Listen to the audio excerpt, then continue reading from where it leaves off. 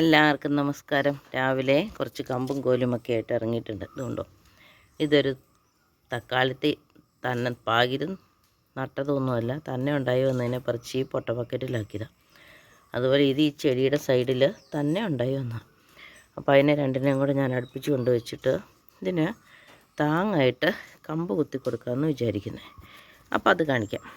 ഈ തക്കാളിക്ക് നേരത്തെ തന്നെ അങ്ങ് കമ്പ് കുത്തി കൊടുത്തേക്ക് വന്നിട്ട് അതിനെ ഒന്ന് വള്ളി കെട്ടി വിടുവാണെങ്കിൽ കുറച്ച് നേരെയൊക്കെ വന്നോളും.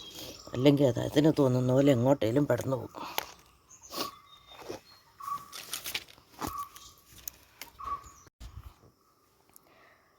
ഇനി ഞാൻ തന്നെ ഇതിന് കെട്ടിക്കൊടുക്കുന്ന വള്ളി കണ്ടോ, ഇത് കീറിപ്പോയ ലുങ്കിയുടെ തേരാണ്. ഇത് കെട്ടിക്കൊടുത്താനുള്ള ഗുണം എന്നാന്ന് ചോദിച്ചാൽ തക്കാളി തീരുമ്പോഴത്തേനും ഇതും ദ്രവിച്ച് വെക്കോളും. ഈ കമ്പുകളും എടുത്ത് നമുക്ക് കത്തിച്ച് കളയാം, അല്ലെങ്കിൽ കളയാം. പ്രകൃതി സൗഹൃദമാണ്. അപ്പോൾ ഇത് കെട്ടിക്കഴിഞ്ഞിട്ട് ഇനി കാണിക്കാം. ഇതുകൊണ്ട് ഇതിന് രണ്ടിനും 4 കമ്പ് വീതം ഞാൻ നട്ടിട്ടുണ്ട്. ഇനി ഇതിനെ ഒരു വേലി പോലെ ഇത് വള്ളി കൂടെ കെട്ടിക്കൊടുക്കാം. കണ്ടോ, ഈ കെട്ടിയിരിക്കുന്ന കുറ്റിക്കെട്ട് അല്ലെങ്കിൽ ക്ലൗ ഹിച്ചാണ്. ഇത് കെട്ടാനൊരു എളുപ്പവഴിയുണ്ട് കേട്ടോ. 2 ചുറ്റിയിട്ട് ഒന്ന് മറിച്ച് പിടിച്ചാലും മതി.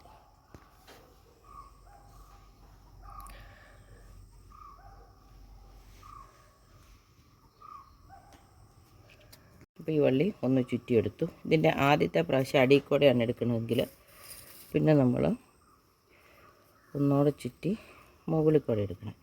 എന്നിട്ട് ആദ്യം ചുറ്റിയ സ്ഥലത്തോടെ നമ്മുടെ കൈ വിരൽ പിടിച്ചിട്ട് അതിലൂടെ വലിച്ച് മുറുക്കുന്നു.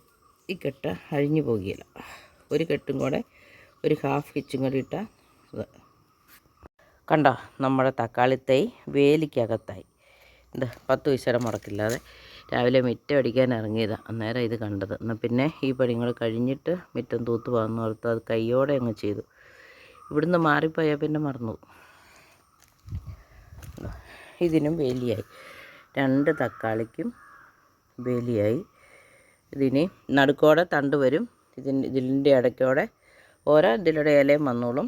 തക്കാളി നമുക്ക് കഴിച്ച് കഴിയുമ്പം നന്നായിട്ടുണ്ടായെങ്കിൽ കാണിക്കാം. അല്പം വെള്ളമൊക്കെ ഒഴിച്ച് കൊടുക്കുന്നുണ്ട്. വേനലല്ലേ, വളമിട്ട് കൊടുക്കുന്നുണ്ട്. നമുക്ക് ഉണ്ടായി വരുമെന്ന് പ്രത്യാശിക്കാം. ഇപ്പം നോക്കി, ഉണങ്ങിയ കമ്പുകളും പഴയ തുണിയുടെ തേരും ഒക്കെ ആയിട്ട് 10 പൈസയുടെ മുടക്കില്ലാതെ പ്രകൃതി സൗഹൃദമായിട്ട് 2 തക്കാളിക്കും നമ്മൾ രാവിലെ വേലി കെട്ടിക്കൊടുത്തു. ഇങ്ങനത്തെ സാധനങ്ങൾ നല്ല കമ്പി ചുറ്റും 2-3 വളയമൊക്കെ പിടിപ്പിച്ച് താഴേന്ന് മുകളിലേക്ക് വിസ്താരം കൂടി വരുന്ന പോലെ നമുക്ക് വാങ്ങിക്കാൻ കിട്ടും കേട്ടോ. തക്കാളിയുടെ ചുറ്റും കുത്താനുള്ള സ്റ്റാൻഡ്. പക്ഷേ ഇതാണെങ്കിൽ നമുക്ക് 10 പൈസ മുടക്കില്ല. പ്രകൃതി സൗഹൃദമാണ് താനും.